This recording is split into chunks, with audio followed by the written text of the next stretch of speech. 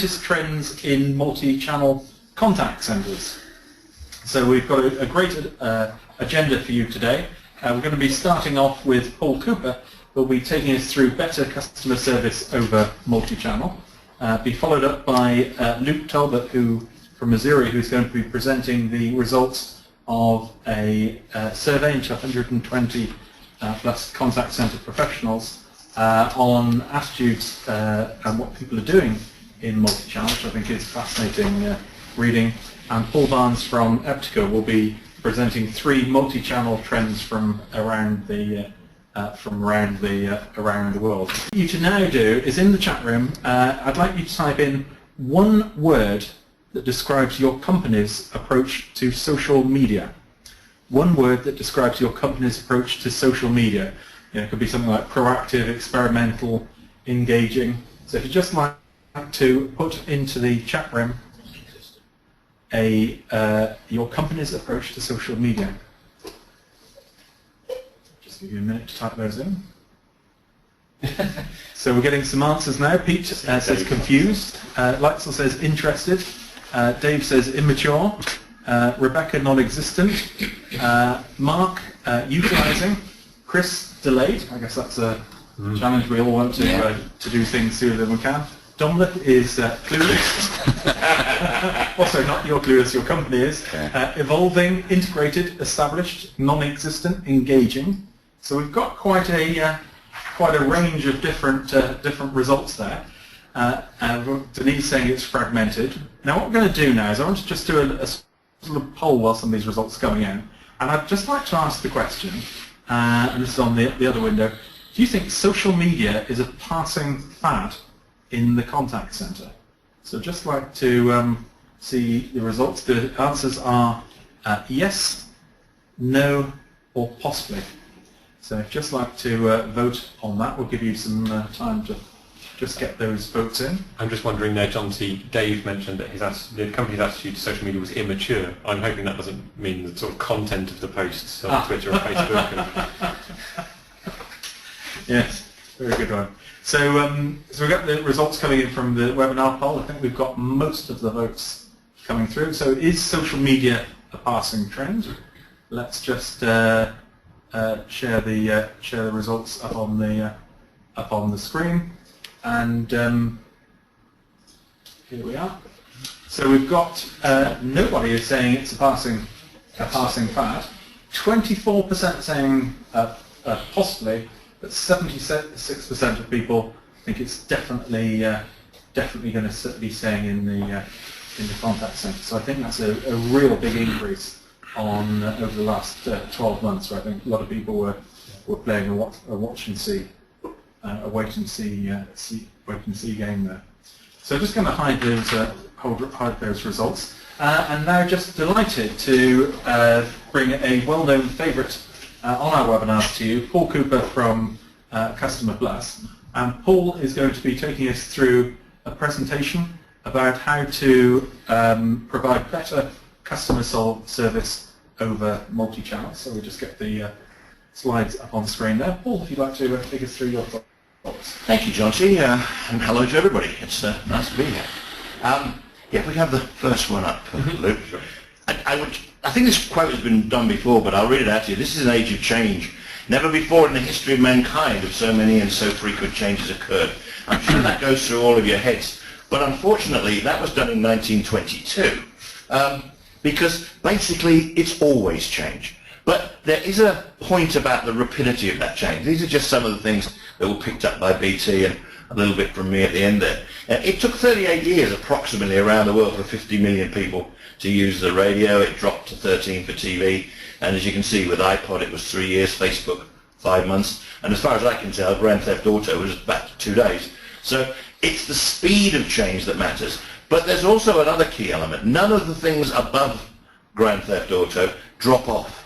It's just that it becomes more complex. And so it was interesting that you all say that the social media is likely to be around, but I don't think it's going to be around in the same format all the time. It's always going to be changing and evolving. And you wonder if we can bring a social channel onto Grand Theft Auto. Well, absolutely, yeah. Well, why not? I mean, there must be some social, and must be some customer service service things in there for a start. So these are just some of the multi-channel things that I've just thrown on the wall there that we have to now look at. And this was some research done by Babel. Telephone is still up there and very, very important. The other ones are all there, and email was around 14 on that particular piece of research. But it was always said, and there was some very important research done by BT a couple of years ago that said, sorry, but email is for the old folks. Which is a great shame, because I'm almost one of those old folks myself, and certainly prefer email. There was some quite interesting research we've touched on just on the lead-in, looking at email mistakes, but the same research also looked at young people's propensity to using the phone. Yeah. And there was actually a big thing, a lot of young people actually preferring email to the phone. Well, I've got a theory about that. This, first of all, shows, again, some research that showed that matures, which are considerably older than me, primarily use landline phones, and then the baby boomers are very happy to use things like email and cell phones and all that, moving down through to Generation Z. And you'll notice that in that research, email dropped off for Generation Y and Z. Wonder what they're going to use for the next generation after Z. But I actually think that email thing might be slightly overstressed, and I think we're going to hear from Paul some research on that. But I think it depends on whether it's on a computer or whether it's on a phone. And I think wanting to say more but can't say it on Twitter may well be a bit of a resurgence issue. The main thing I think about this whole multimedia thing is, though, the conversation has changed. It used to just be, what's my balance? Just give me a number. That required a certain amount of training, a certain amount of technology, but now it's, why is that my balance? It requires understanding of the agent, it requires understanding on the screen at the time, analysis, and so we're moving from providing information, which, let's be honest, could be done remotely without human involvement, to more expertise requirement when we're in touch with, say, a contact centre. It's always said, and I'm sure I've been using this similar slide for about 15 years, that to get it right, you need these three things right: processes, technology, and in my humble opinion, people, which is the most important one. And when they all intersect, you do get a sweet spot. But time and time again, when we look at call centres and contact centres, customer criticism, we have other problems, and that shouldn't have done that. While you're doing that, why is it going backwards? Feedback from Jason. I'm sorry. Who said that it's going the wrong way. Left click. Yeah. While we're putting that up, Paul, we've got some feedback from Jason, who said on Grand Theft Auto, Rockstar Games actually provides some great customer service, social customer service on Twitter. Really? Around the Excellent. and that may be part of the reason. Yeah, well, that's a good start. Yeah, I think that's interesting. A lot of the software companies, the game companies, are really quite cutting edge with customer service. Yeah. I've been doing some work with Mind Candy guys who do Mochi Monsters, the sort of the younger preteen social gaming, and they're really taking some very innovative approaches. Well, what we need is a contact centre right in the centre of one of these games that brings forward all the ideas on great service. And speaking of not great service, you can have processes, but the number of times we see places that just have some form of measurement madness and just analysing for the sake of analysis. And in technology, the obsession sometimes, particularly when IT people talk to IT people and don't consult people in the call centre, that it can just go wrong. And of course with people, it's a combination of ignorance in terms of the ones they hire in the first place, and then not training or not doing the good induction. So many things that can be got wrong in this incredibly complex world. Unfortunately, however much we try to pick out places that get better, and there are a load of really good contact centres about, the public hasn't moved very far in terms of its comments, particularly in the ideas of the fact that it's frustrating to get through, the fact that the automatic responses are poor, that you're not really treated as an esteemed customer, and all of the things that can go wrong. The basic issue, however, and so many contact centres do tend to miss this point, is it's not that difficult. This is some more research from BT. 86% of people say that a good experience with a contact centre agent impacts positively on their loyalty to an organisation. And in the end, loyalty is still a key factor in terms of repeat business, in terms of profitability. And I've seen some quite interesting stats coming through on with the impact of social media. You're now starting to see a bad customer experience, people saying, say 53 people, I think was the stat. But for a good experience, it's not 9 like it used to be, it's now about 46. Yes, So, that's right. so the cost of, sort of the, almost providing good customer service is a bit of a no-brainer now, because it's actually good marketing. Well, that's right. And ever since it's been recognised that customers can be your best marketing department by some organisations, then that's been true. And the second point is even bigger. 83% of people just want organisations to make it easier to deal with them, getting the system right. And the more complex that it is out there trying to get into this company from all different sources, then obviously making that smooth is going to make a massive difference.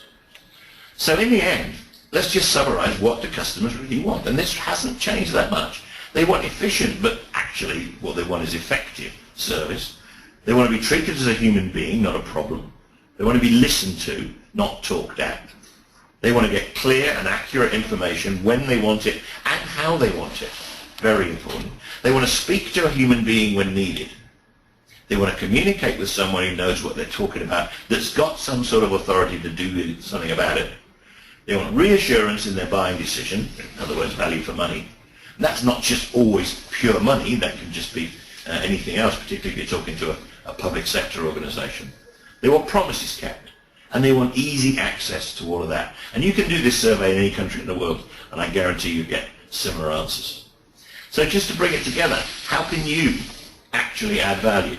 First of all, be easy to contact, and that's partly what we'll be talking about in the rest of this webinar.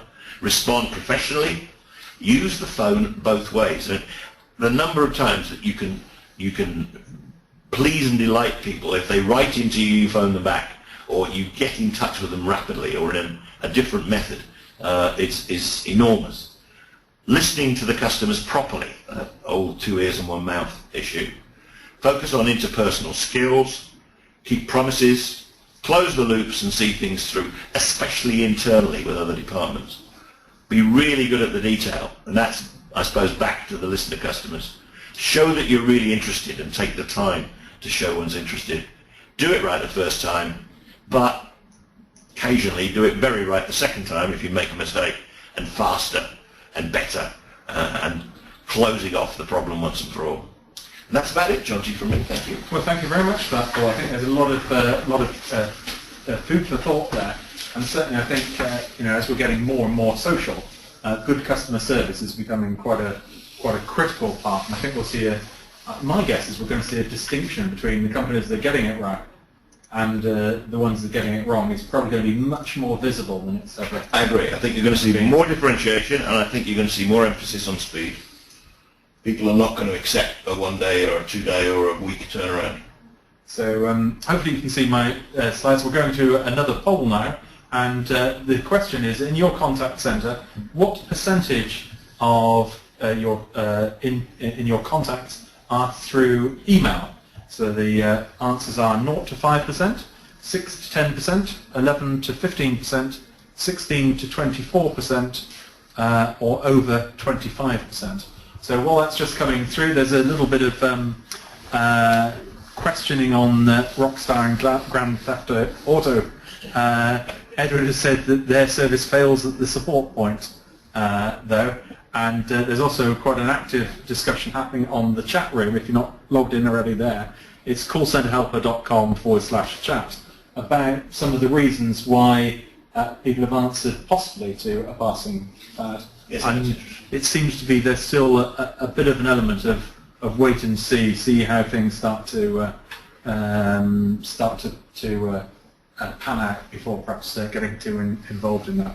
I expect we'll see that changing over time. Right, let's have a look at the how much email is about there, and I'll just close that and share the results up on the screen. So we've got quite a divergence there.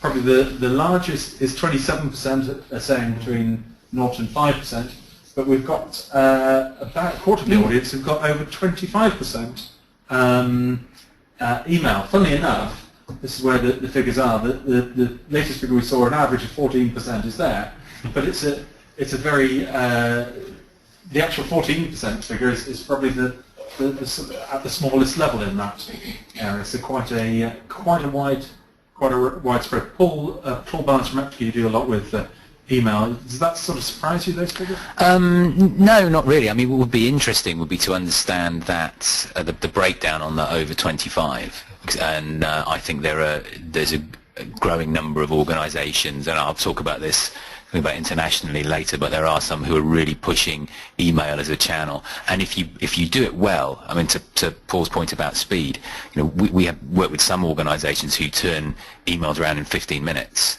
And once you get down to that kind of near real time, it can become a very effective channel.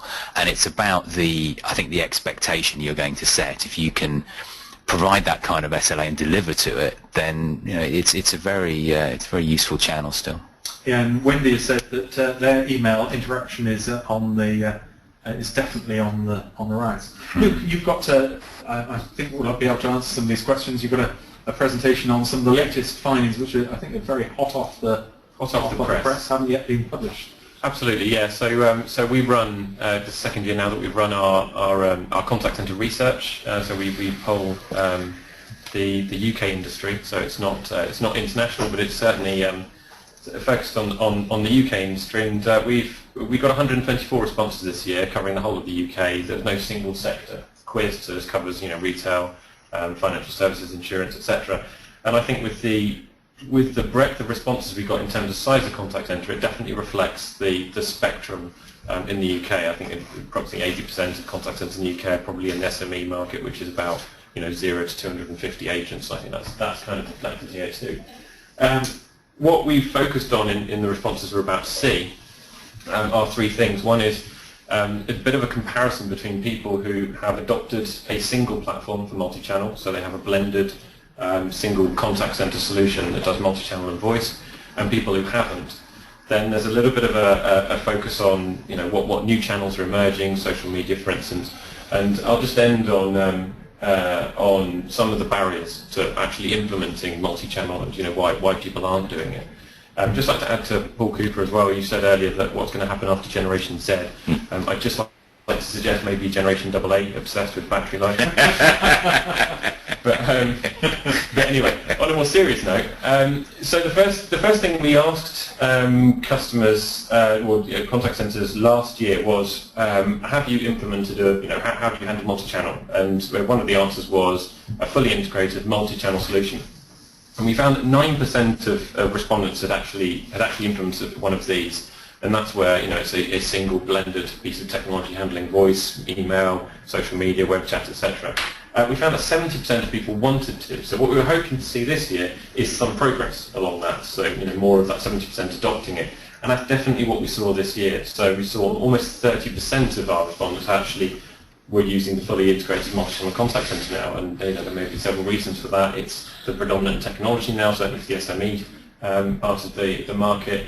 But we've been banging on about multi-channel for 10 years now, so it was inevitable that it eventually started to pick up speed.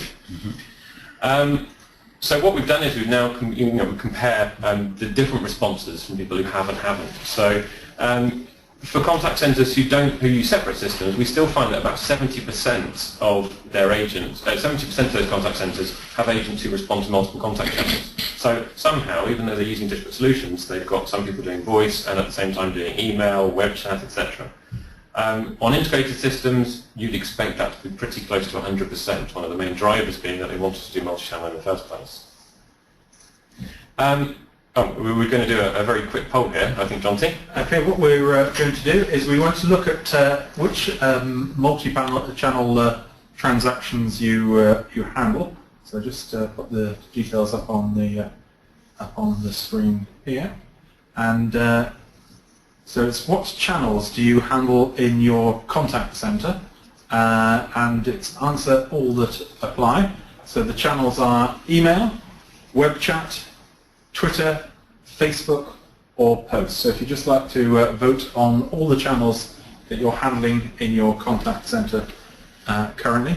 If there's any channels that we haven't listed up on here, if you'd like to put those into the chat room, and that's at callcenterhelper.com/chat. So I'm guessing we're the interesting one here is probably going to be web chat, because that's certainly been on the increase. Any estimates from our pundits here? Well, I mean, just what I observe is it's you have these kind of watersheds or tipping points in customer adoption, and I think we went past it with web chat some point last year, start of last year, maybe 12, 18 months ago, and it used to be that everyone was a little concerned about the Big Brother aspect of it, but now there's a growing evidence that people actually shop specifically on web chat and will choose online retailers and prefer online retailers who have it and ignore those that don't. So I think it really has become a huge channel. In fact, there was a stat from earlier. Seeing the results here, 46% of the audience have already implemented web chat. Yes. 36% Twitter, 41% Facebook, 61% post, and 100% email. So it'd be very interesting to see. And what would be interesting is if we could drill down and put a comment in the chat room about whether you have an integrated system to handle your contacts, or whether you have a separate. So if you could just put into the chat room how you're handling, whether you've got lots of different separate systems, or whether you have an integrated system of the type that Luke has talked about. We'll come back and have a look at the future in a short while. Yeah, that's interesting. Yeah.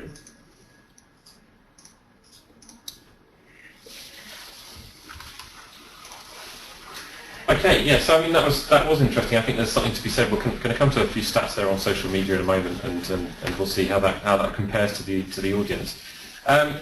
The next thing we looked at was emails. Nice to see that 100% of the people on the who responded to that are dealing with email. It's certainly what we see. I think time and time again, every year, about 90% of contact centres handle email. We can see that. It's kind of a pretty standard statistic. So we're also getting some figures back. What other people are doing? They've got a number of people who are using SMS systems in their system. Also. Martin has said, what about video chat? So I'd be interested if anyone in the audience is doing video chat, if you'd like to share your... Yes. I know that, is it the Kindle Fire? Amazon have just put video chat on their latest Kindle Fire? I think it was inevitable, wasn't it, with FaceTime on the iPad. I don't know, but I know a few retailers who are using video chat now, and jury's out yet on business case, but certainly from a customer experience point of view, it's very positive. And is this two-way or is this one-way? No, it's typically one way in retail. I think the two-way side of it. I've seen two-way side used in very specific environments like pharmacy, where you're selling pharmaceuticals and the person selling it wants to see the person. But retail, it's mostly about let me show you the product. That's quite interesting. Yeah.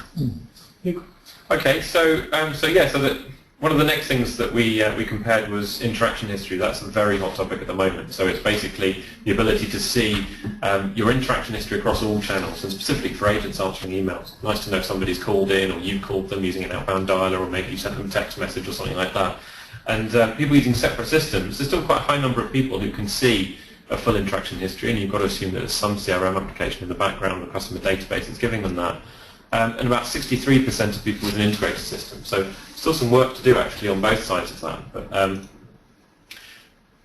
drilling down a little bit further, being able to map a customer journey is another one of the things that people are asking to be able to do in contact centres now. And we can see that if you've got separate systems, still about a third of contact centres are able to do it, but it's much, much higher with an integrated system. And the real clincher here is, are you able to do it in real time? So a third of people who have the people who have an integrated system can actually map the customer journey in real time, no matter what channel they use, whereas none of the ones who use separate systems can. And that's going to be very, very important as we see customer experience and omni-channel sort of increasing in terms of what companies are looking for. And again, predicting demand and workforce management, another hot topic. Trying to make sure that we're as efficient as possible and dealing with customers in an appropriate way.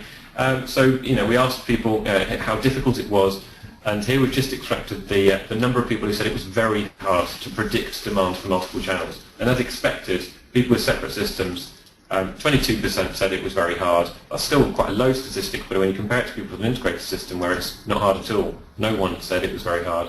Then that's quite a big difference. That's quite a compelling argument to go multi-channel if you haven't already. Yeah, it's certainly very hard to do with if you're still doing all your forecasting and scheduling off spreadsheets. Yes. forecasting phone calls is relatively easy to do with a airline calculator. Doesn't really work when you're trying to do an abandoning thing like a phone call and a non-abandoning thing like an email that have very, very different durations. Exactly, and then the real-time versus message, but also when you think that most people dealing with email, and everybody on the webinar has a contact center that deals with email, most people who don't have a managed system to do it are using Outlook mailboxes that people dip into, and they might cherry pick which emails they want, or they'll start at the top of the mailbox, someone else will start at the bottom. There's pretty much no way of managing when those come in and trying to deal with any kind of SLA on that is impossible. So, right. Well, this is an interesting one. We asked if it made people happy, because it's an often quoted thing that variety is the spice of life, and we've applied that to contact centres for years and said if you give people lots of things to do, then they'll be generally happier, and that can only be a good thing, certainly for customer service. And it certainly looks like that's the case. So 100% of people with integrated systems said it made their agents happier, whereas people with separate systems, about half of them said it made their agents happier. Made them happier to have separate systems, I don't know. But actually, what would be great is if we could say that stopped people leaving the company. But unfortunately, we can't. So some people go a step further and say, we know that happier agents might affect your attrition will be lower, this will all be a good thing. We're not seeing that at the moment, so unfortunately it's not something we can extrapolate from this. It'd be quite interesting, because with attrition's at a sort of artificial low, with the economy being so bad, a lot of people aren't jumping ship. Yeah. As the economy picks up, it'd be under pressure. There's a bit more. Those curves, there might be a slight delay in that curve for sure. And also, I think once we've got these surveys, once we're in on maybe our third or fourth year, we might see a genuine trend. But at the moment, certainly nothing noteworthy. Yeah. So unfortunately, not one to add to the business case. So the next thing we're going to look at is are we getting more social? So what channels are we adding? And this is where we were going to do the what channels do you handle, but I think we've just done that one. Yeah, and we're now going to do the question on what channels are you planning to introduce into your contact center. So if we just like to put the results up on the screen, I think we know the answer to the email one is probably that's going to score very low. That people have already got that one. So the options are email, web chat, Twitter, Facebook, or are you planning to add post? I think we had 70% last time. So 61. I'm a bit worried about what happens when you write to some of these people. Yes. It's probably handled by another department, I guess. I'd love to see web chat quite high up on this one. I think web chat might be one that people want to implement, but simply. And I'd actually Twitter lower, because I think when you answer things, you don't want to be restricted to character. You don't go back to email. Yeah. Use it properly. I think there's a fair point that here the results look. Yeah. So here we are, 6% of people are planning to add posts, so we can probably write to a few more. It's quite interesting to post on the increase in this multi-channel world. I guess that may be coming into the contact centre as the contact centre moves away from hopefully taking it over from another department. Yeah, I think this may include more efficient handling as well. Yeah. Maybe introducing a better, proper way of managing it rather. So if anyone's doing anything with post or planning to, if you'd just like to leave a comment on what you're doing, would be useful. We haven't got an option here for video chat. In the chat room, the jury seems to be out of whether video chat is a good or a bad idea. Jason says video chat's incompatible with current mobile phone browsers and so on. I guess you've got all sorts of problems integrating Skype and so on into it. But Denise has said they may look at adding video chat, and someone else earlier on said in retail it's certainly something to look at, probably from that. It's almost like a mini broadcast, I guess, thing of chat. Yeah, it is. Land's End were the first guys who did it a few years back in the States, and it was the idea of having almost that sort of that shop experience where you can say, have you got any jeans that go with that shirt? And okay, hang on a minute, I'll get them off the rack and show you these. So. Yeah, and certainly where we've seen that is more in sort of kiosk, very, very managed environments. So you walk into a bank, you might have a kiosk that's completely managed, you're against video equipment, and somebody at the other end is on video equipment. So again, easy to control. Certainly, I can see the sort of show. I suppose retail, it's almost like show and tell, isn't it? I think particularly on two-way. Yeah, I think the high-end stuff, like maybe cameras, the top-end cameras, where you can show how the various components fit together and lenses and all that kind of, and you see it in that kind of Maybe area. if we could go back 5 years and give it to Jessup. Indeed, yeah. Maybe that's where they went wrong, Luke. They never had video chat. Our audience compares with your... Yeah, so these are the results from this year, and I'll compare this in a moment to what happened last year. We can see that phone and email are exactly where you'd expect them to be. The post is still very, very high.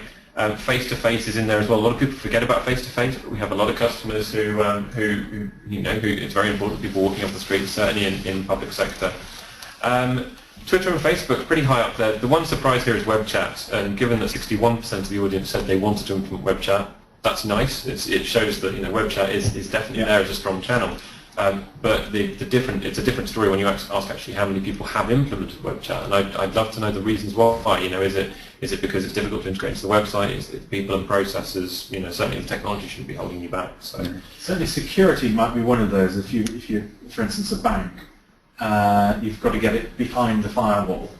And it's sometimes it can be, or it could be traditionally to do with how the website was hosted and things like that. And I think nowadays it's less of an issue. So most of these services are now hosted. Certainly in the audience, if you're using web chat in your contact center, it'd be interesting if you could just type into the chat room how you're actually using it. Yeah, I mean, strangely, one of the biggest barriers I've seen to holding it up rather than stopping it completely is Internet Explorer, which is still the prevalent corporate browser and is just not a great browser by any means. And a lot of the web chat products that are out there really do struggle to work on any version of IE. It's changed quite interesting. For the first time last month, of our readers on Call Center Helper, we saw Chrome overtaking Internet Explorer. Good. As the most widespread. Thank goodness for that. Yeah. I mean, Internet Explorer has been doing a great job of holding back the internet in general, so it's not just web chat that it's been giving an issue to.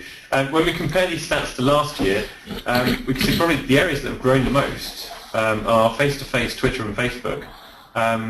So Twitter quite massively, and it's gone up about 20% on where it was last year. Web chat, in our stats, has decreased. It's pretty, it's a percent. It's not statistically significant, but I do think that there's a difference there between what people want to be able to do and what they're actually offering to their customers. So new channels in 2013. This is what people had implemented for the first time this year, and just to show again, Twitter, post, email actually increasing quite a lot. Facebook is not as much. It hasn't been implemented for the first time as much this year as other social media channels there. For the phone, some people have implemented the telephone for the first time this year, which is, it might just be for the new contact centres who responded. Okay, so focusing a little bit more on the social media interactions. So we asked people how long it took to deal with, to report on social media communications, how time consuming was it? And people who responded not very or not at all, again, we're comparing separate systems integrated. And there's a clear difference here between if you've got an integrated system or a separate system.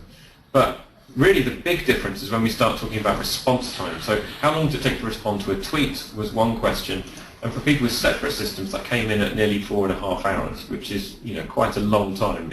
For a tweet, that's an absolute age, especially if you're somebody like British Airways. For an integrated system, that's almost half an hour. So the difference is just chalk and cheese. It's remarkable. Pretty staggering. And that's simply because if you start doing something in a managed way, it's much more effective. What we're seeing social media dealt with a lot sort of haphazardly using things like TweetDeck or just given to some guy in the contact centre who knows about Twitter. And that can lead to a great response, but because it's not managed, you're not really, you're not offering any kind of guaranteed service on that. So putting it into the contact centre. And it'd be interesting if anyone in the audience has got their Twitter times down to under half an hour, and it'd be interesting to know, what is it you're doing right. Absolutely, and I think in our respondents there, it's almost sure that some people are responding within minutes. I'm sure some people are just absolutely on the button and they're saying, okay, tweet comes out, it's negative or positive, we're going to do some kind of response to show that we're there. And I think there are some very, very good users of Twitter. So some companies really know how to use it. And it's certainly in the media a lot more than Facebook. Facebook, I think, is a much more personal thing. Twitter tends to be more broadcast. So the last thing we're going to look at here is what's holding people back. Last year we asked these questions as well, and I'll compare in a second. But so this year, and most people said that it was the fact that they already invested in solutions, and that's an understandable one. You know, you've got legacy systems, you need to sweat the asset. You know, the economy's been tough for the last 4 years. It's understandable that people haven't adopted new technology. But what we are seeing is actually a big increase in the number of people saying that it just sounds expensive, and they can see the benefits, but they can't manage that as a priority. They can't demonstrate the ROI to senior management. We're seeing things like our primary channel is the phone, and we're not sure where to start, decreasing quite a lot, which is good. So that suggests that people are a lot more aware of the technology. Maybe they've already been through 3 vendor presentations on how simple it's going to be. But yeah, we'll have a look at, you know, what we did next is we actually compared some results of people who have and haven't deployed contact centres in the last few years to see what the expectation was compared to reality. So that it's too expensive one. So we asked people who hadn't done it how long they thought it would take to recover the initial investment, and they came in at a little bit over 2 years. I think it was 2 years and 2.5 months. And then we asked exactly the same question to people who had, and it came in slightly lower, so 1 year and I think 9 months. And you know, that it's not a massive difference, but you know, it's almost half a year. And if you compare that, compare as well, people said it's too complex and time consuming. We asked people who hadn't how long they thought it was going to take. And again, they came out with quite a high estimate, so just over a year, whereas in actual fact, it took a couple of months, under a year, it was about 10.5 months. So there is a difference between how long you think it's going to take and how long it does take, and how long you think it's going to take to return the investment and how long it actually takes. So you know, this can actually be a faster and more beneficial thing. So in conclusion, I guess we've got over 2/3 of contact centres have agents who handle multiple contact channels, which is good. That's what we'd hope. But less than 1/3 are doing so in a managed way. So a lot are just doing this because they know they have to. They're dealing with email through Outlook. They might be dealing through web chat through some disparate client with 2 agents somewhere in the contact centre. There's no unified view of all of this. And actually, if they brought together all the stakeholders in the organisation, they might find that they do a lot more than they even thought they did. Twitter uses up 20% and Facebook up 10%. I mean, social media is on the rise. So you know, it's definitely not a flash in the pan. It's not rising as fast as some might have expected, but it's definitely there. And Twitter is the fastest growing channel in our poll. And there's a staggering effect on Twitter response times if you have an integrated system compared to a non-integrated system. And I guess finally, to get a fully integrated multi-channel solution, it's about 20% quicker to reach your ROI point, and deployment time is 17% quicker. So you know, it's faster and cheaper. Yeah, interesting. Thank you very much for that, Lou.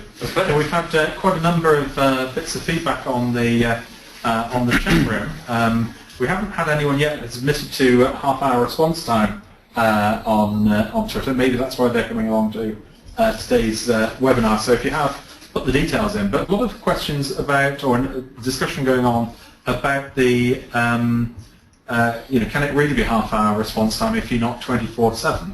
And I think Twitter does open up the thing of saying if your call center closes at, say, 6 o'clock or 8 o'clock, is there a need for at least perhaps 1 or 2 people to, you know, perhaps some home workers, to be actually monitoring that, you know, not necessarily 24/7, but certainly perhaps up to midnight, dealing with the, you know, the people who like to grumble in the evening. I think the best response to that really is what happened with a very, very famous airline recently, where their excuse for not responding to something was that they close at 5 o'clock in the UK.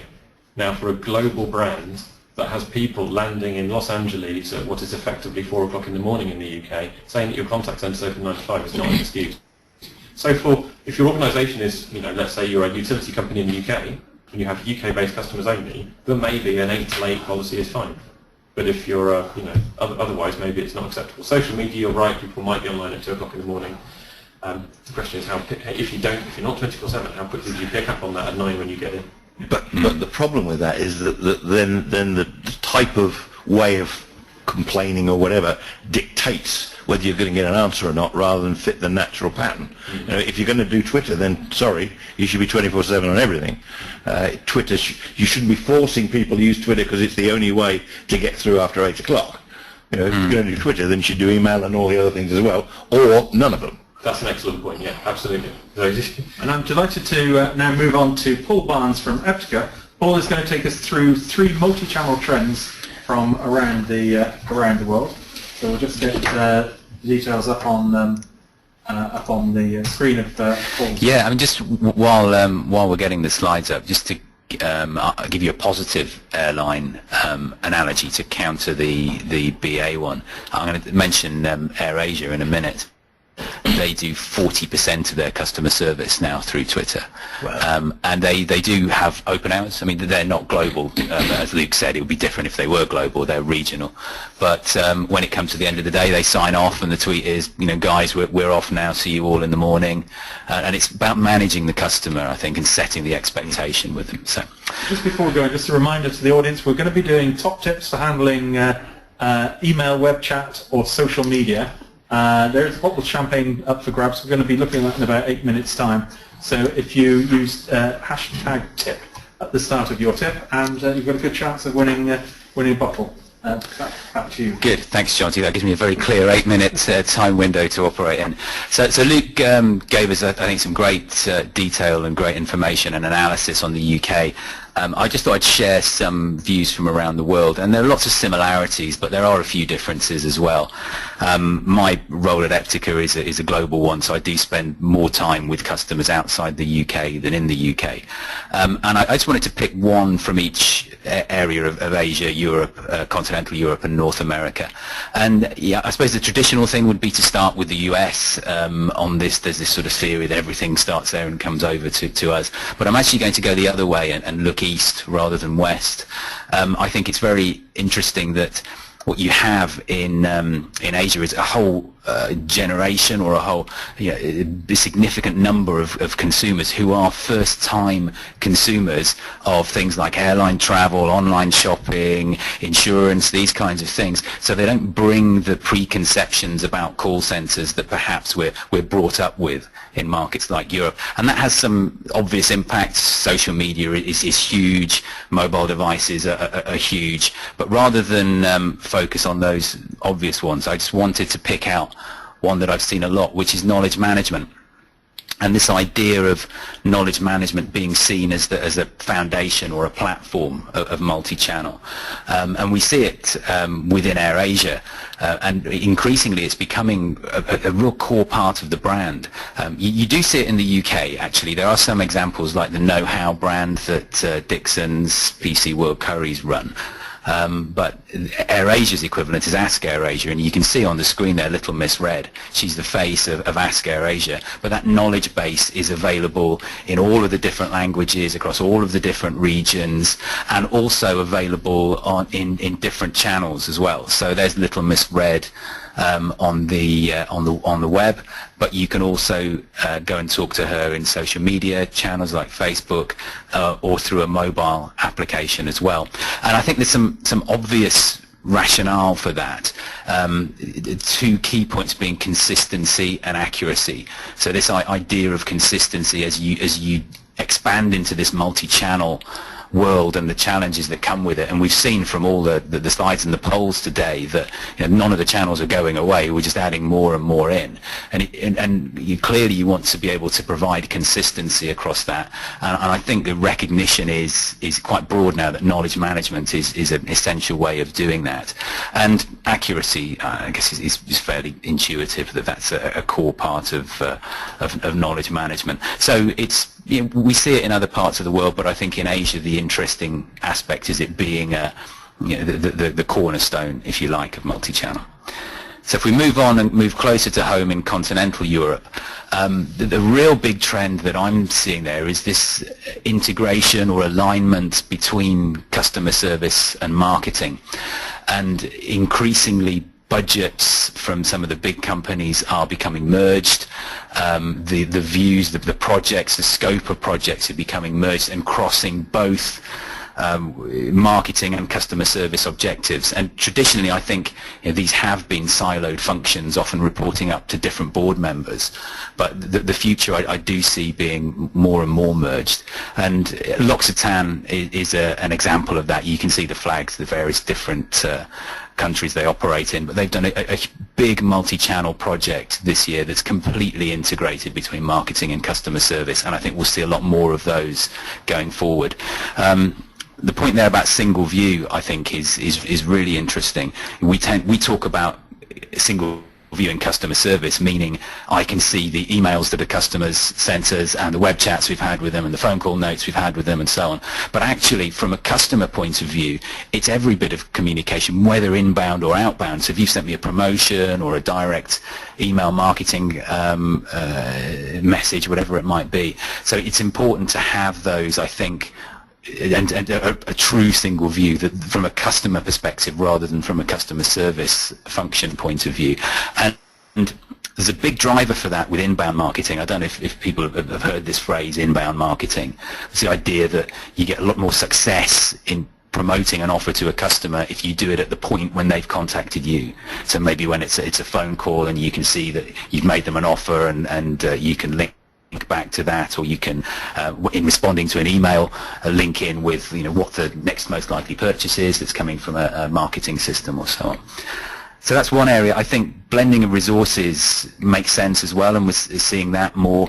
There's a project I was involved with that went live just this week, which is using in-store staff on the high street to provide web chat resources through customer service through the website at times when the footfall in the retail store is quiet. And that makes a lot of sense. It's a sensible use of resource, but it does open up some really interesting ideas as well, because with web chat typically you can see where the person is, and if you put this together with mobile, what this company's doing is using a mobile device information to see where somebody is and link them up with a web chat resource in a store located near to where they are. So actually it gives you that option of channel agility, channel blending, to say, well, if you want to carry on this discussion, we can move off web chat, come into the store. And so that kind of personal connection, I think, is a big important area within marketing.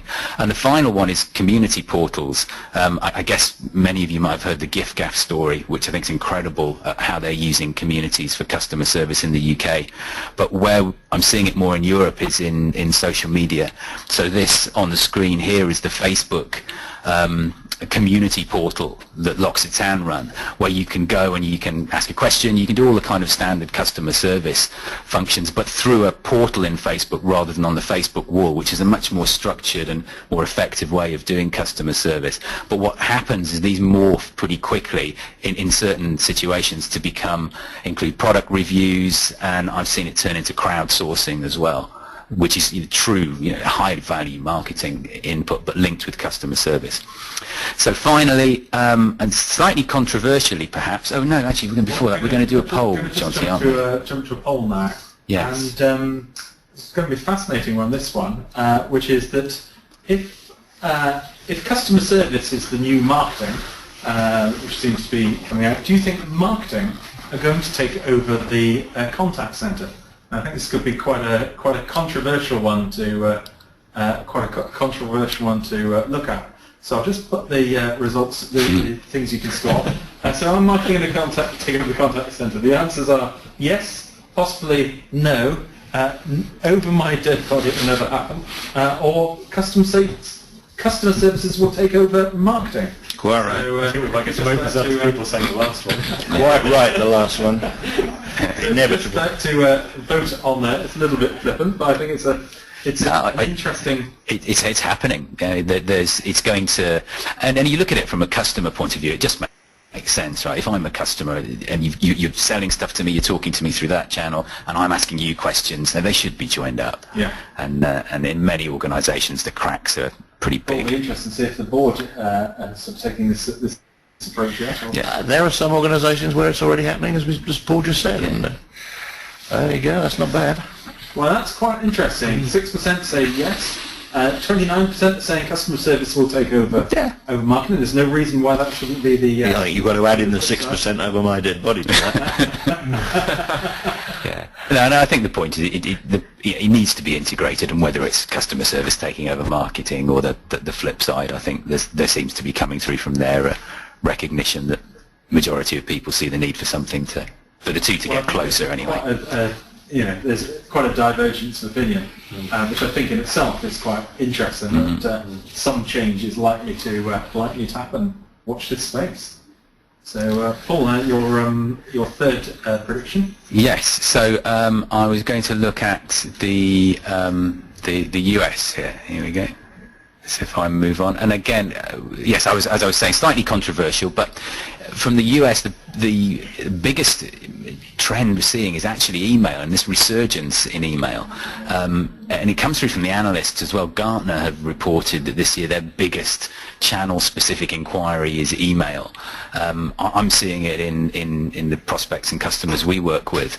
And if you drill into it, I think there are 2 or 3 points I'd like to bring out. One is that it's sort of links in with the previous discussion about marketing, but marketing departments increasingly use email. Email as a marketing channel is highly effective and continues to grow in its share of the marketing budget. You can see the stats there on the screen. It does vary by industry, certainly, but overall there's an 18% increase year on year in the use of email for marketing. So if we're communicating with customers in that way, then understandably they're going to expect to want to communicate back with us by email. And the second point supports that, which is just taken from the Forrester stats. I mean, there's many of these figures, and Luke talked about some in terms of the email in the UK, and we saw it on the channels. People do like email, and they continue to like it, and a bigger number of people, or a bigger percentage of people, continue to like it.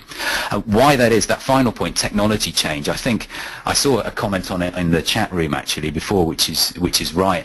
The impact of mobile.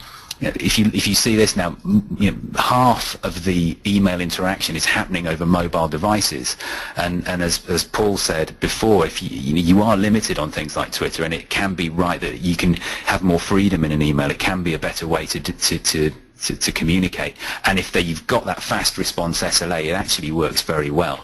So mobile's had a big impact. And just a final point, in terms of where it's heading with marketing, if you haven't had a video email sent to you yet using HTML5, at some point you will, and that's another quite not insignificant step for increasing the richness of email as a channel, and I'm sure will drive more use. So I think that was it, Jonty, for my view around the world. Thank you very much for that. I think there's some fascinating input in there, particularly on the, and it's produced quite a big debate on the marketing part. We've had some conversations. Fiona and Jason have said that already they're dedicated. I think Fiona and Jacob said, in our organisation, customer service has taken over marketing. So that seems to be a trend that's going there. Jason said that our dedicated customer service channel has more followers than our brand marketing profiles, which is always very nice to say. And in response to our poll answer, over my dead body, we've had someone asking, has anyone drawn blood yet? So doesn't make it sound like some kind of war is going on. Well, I think in a lot of companies those visited, that's probably not being too far off. Wrestling, certainly for a lot of organisations, wrestling, just the customer service bit of the Twitter channel took quite a lot of discussions on that. Right, it's now time for the audience to have your say and top tips for handling email, web chat, or social media, or indeed any other channel. We've got a number of tips already in. Bottle of champagne for the best answer.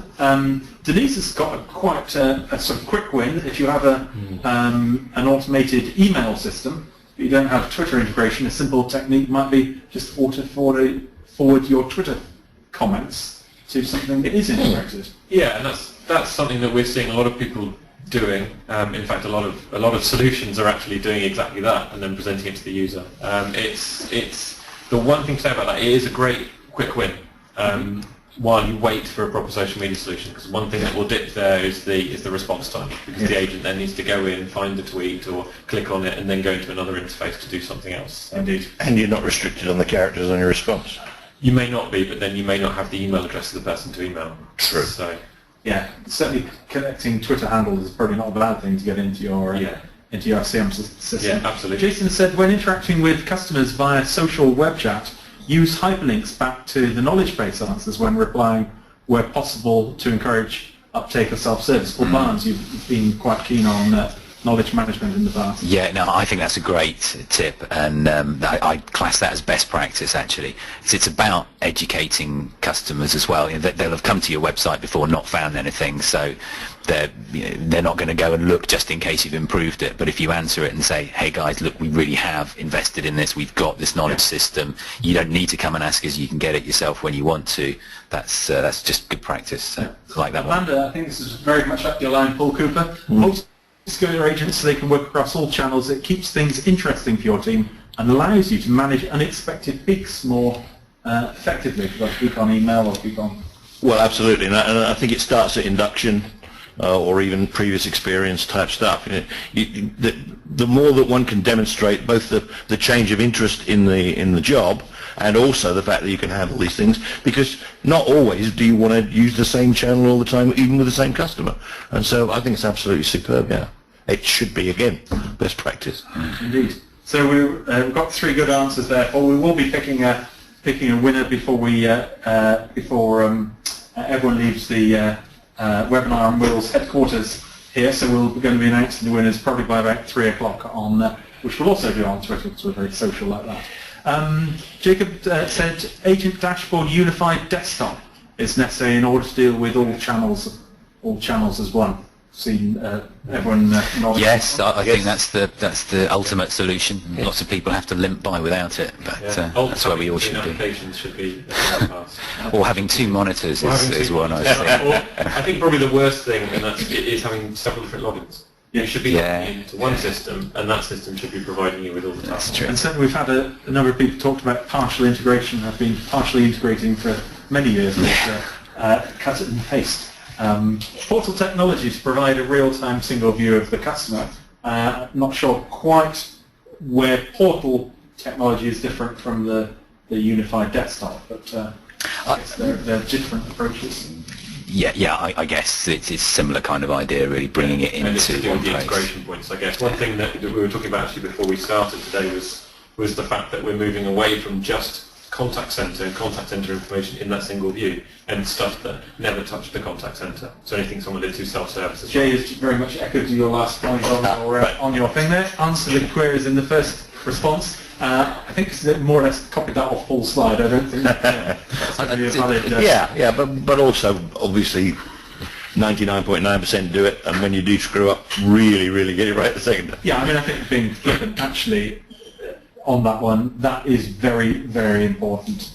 Do it right the first time, because not enough people are doing that. And certainly one of the problems, once you start putting that timer on people to do it, in 2 minutes and 35 seconds.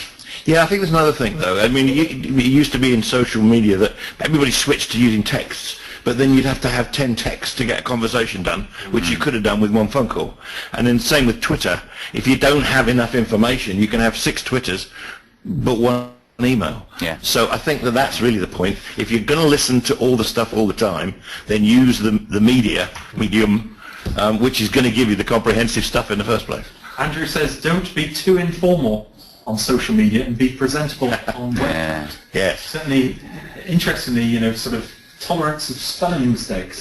I think there's acceptable internet speak and there's unacceptable internet speak. I think saying fab instead of fabulous is fine. I mean, I think we can all come up with a list of things we'd rather not hear companies say. Yeah, and it's not the same for customer and organisation either. Yeah. Organisation standards should remain at a certain level, just like they did in formal letters, regardless really of what comes in. Yeah, it's an interesting. I think there's a way to run on this actually. And there's some good examples. There's the legendary O2 gangster speak tweet interaction, which is kind of an edge case. Yeah. But there's also been Sainsbury's and Tesco have been pushing it quite hard, and some of the social media knocking the competition angles they've had. So I don't think we've found a norm yet for it. I think it's still settling down. Individual companies will probably find will settle into their own trend. I think also, you have to interact with customers with a voice that the customers will trust. And that's the same. And if they're dealing with, I'm afraid, so